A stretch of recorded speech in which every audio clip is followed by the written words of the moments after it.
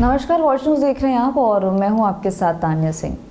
देश के 12 राज्यों में चल रहे एसआईआर अभियान के बीच ब्लॉक लेवल ऑफिसर्स यानी कि बीएलओज की लगातार हो रही मौतों ने देश भर में चिंता और गहरी पीड़ा पैदा कर दी है।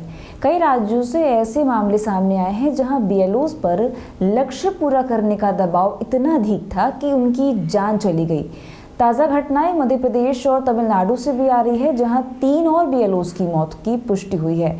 मध्य प्रदेश के रायसेन जिले में तैनात रमाकांत पांडे का निधन इसी तनाव के बीच हो गया। उनकी पत्नी रेखा पांडे ने बताया कि उनके पति 4 दिनों से नींद नहीं ले पाए थे।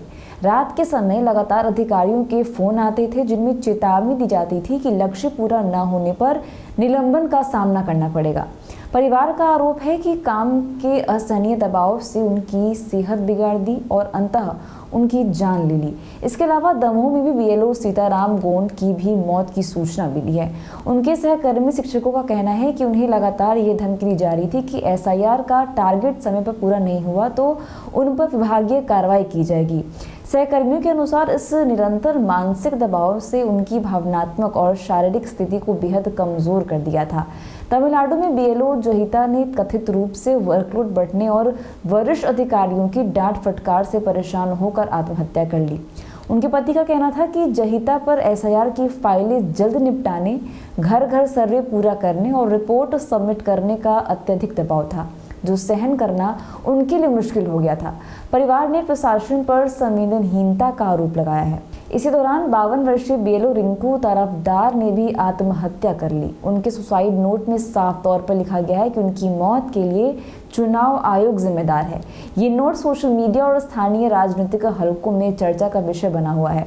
इससे पहले भी पश्चिम बंगाल, राजस्थान, केरल, गुजरात और तमिलनाडु जैसे राज्यों में बीएलओज की मौत, स्वास्थ्य खराब होने और आत्महत्या से जुड़े मामलों की रिपोर्ट सामने आ चुकी है।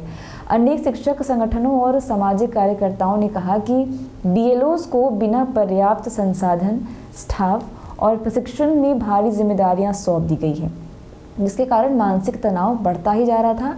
और इस गंभीर स्थिति पर कांग्रेस ने केंद्र सरकार और चुनाव आयोग पर भी तीखा हमला बोला है। पार्टी का आरोप है कि प्रधानमंत्री नरेंद्र मोदी और मुख्य चुनाव आयुक्त ज्ञानेश कुमार ने एसआईआर को वोट चोरी का नया उपकरण बना दिया है।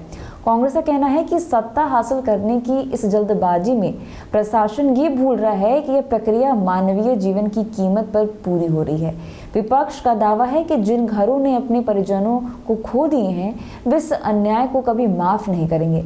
लगातार हो रही इन मौतों ने एसआईआर अभियान, प्रशासनिक व्यवस्था, निगरानी तंत्र और सरकारी जवाबदेही पर बड़े सवाल खड़े कर दिए हैं। अब समाज, राजनीतिक दलों और परिजनों की मांग है कि सरकार तुरंत जांच कर जिम्मेदार अधिकारियों पर कार्रवाई करे, बीएलओज का कार्यभार कम करे और सुरक्षित कार्य वातावरण सुनिश्चित करे।